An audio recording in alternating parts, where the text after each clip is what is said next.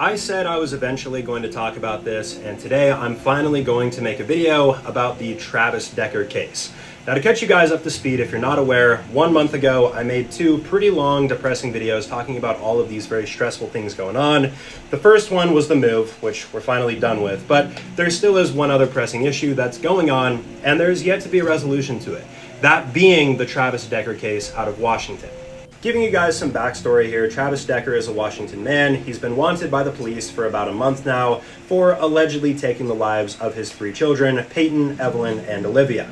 The reason I'm making this video is because I actually used to be friends with Travis. Travis and I lived right next to each other, so I'm treating this video as kind of like a diary because I've been wanting to talk about it with people for a while now. The case has impacted me quite a bit, not as much as some people, but still it has been very heavy on my mind and my heart. Now, first off, this is Travis Decker, at least what he looked like more recently before going missing. But this right here is not the Travis Decker that I personally used to know. This is the Travis Decker that I used to know. This is a photo that has not been released anywhere. You are the first people ever seeing this image besides myself and my immediate friend group. So, you know, just going way back, we're gonna go back to 2021, which is when I believe I met Travis Decker for the first time. I used to work at a small gym in Wenatchee, Washington. I don't live there anymore, so I'm comfortable revealing that city. And Travis was an ex-military guy who just started coming into works. He was really built guy. He was in very great shape at that time, and he was also a very intelligent guy from what I could tell. So we hit it off pretty immediately. We hit some workouts together and stuff like that. And for that first year there, 2021 to 2022, him and I didn't really do anything outside of the gym. We kind of just talked at the gym. But when we talked, we would talk for hours on end, man. I'm telling you, like, there were times that he would show up at the beginning of my shift and he would stay until the end of my shift, and we would just have philosophical conversations. My point being, my initial impression of him was very good. I thought he was a really smart guy, and he would talk very highly of his daughters as well as his ex-wife at the time that I first met him. Moving forward here into 2022 and 2023, I was living at the Riverside 9 Apartments in Wenatchee, Washington. That's the one that you guys were doxing. Again, I don't live there anymore, so I'm fine revealing this information.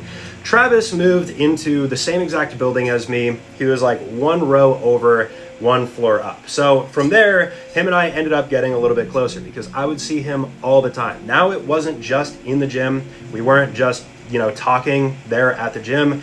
We would see each other. I would go over to his house. We would occasionally, you know, share in some libations, that kind of thing. And we would talk. Again, he seemed pretty normal at this time, but, you know, you could definitely tell that there were a lot of things that were weighing heavy on his mind when you were talking to him. In 2022 as well, I was like a part owner for a basketball team that was in Wenatchee. I ended up getting him tickets as well as some for his family.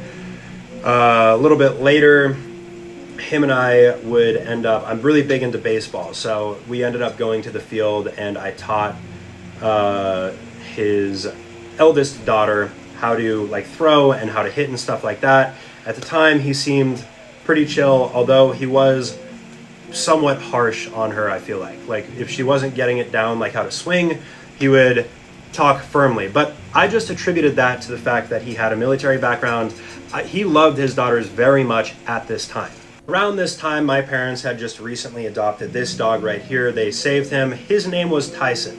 Tyson was a German Shepherd that had a lot of energy, and my parents were definitely not able to take care of him.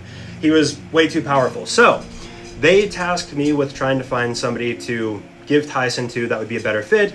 Travis immediately came to mind. Travis is a big runner. He loved working out and doing that kind of thing.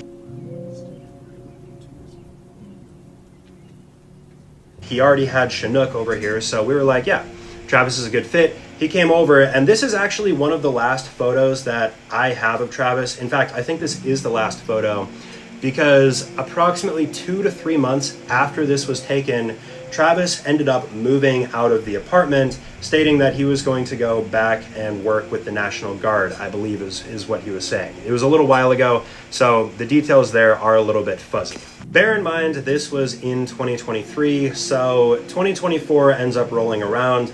I'm the type of dude who, when I'm friends with somebody, I don't expect them to reach out to me all the time. Once I'm a friend with you, I'm going to be a friend with you lifelong. I just don't text very often. 2024 rolls around. We're in May of 2024 now. I reach out to Travis. I try to get back into contact with him, reestablish some connection, and he doesn't get back to me. So I just chalk it up to the fact that maybe he's switched his phone number or something like that. Later, I would find out that wasn't actually the case, but you know, apparently within that time frame of him moving out of the apartment, the great guy that I used to know turned into not such a great guy and had some complications, you know, some things that he needed to work through that he wasn't properly working through.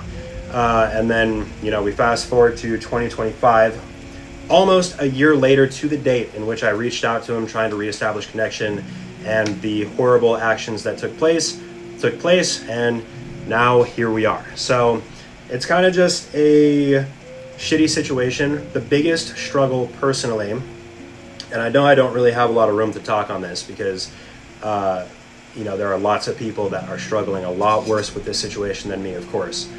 But it's just really hard, the dichotomy here between like the person that I used to know versus what happened to him. And it's hard not to think about, you know, if I had tried a little bit harder to get into contact with him, if I had been able to talk to him a little bit more, could something else have been different? Maybe, maybe not, probably not. You know, you can't blame yourself in these types of situations, but it's just really shitty because I considered him to be one of my friends. I don't have a lot of those, so the whole entire situation with seeing what he did is just awful. Like, I can't believe I was friends with somebody that could do something like that. So anyways, that was a very long-winded rant. Like I said, we're at 6 minutes 45 seconds. Shit, man. Just a really shitty situation. I really hope that they find Travis, dead or alive. I know that that's exactly what his ex is saying as well. I just want him to face justice, and hopefully we get some answers. Like, that's all you can really ask for at this point. RIP to Peyton, Evelyn, and Olivia. Guys, this is not a pity party again. I just wanted to get this out there because I promised that I would do a video talking about this, and it just feels good to air it out, you know? So I'll catch you guys in the next video. Peace out.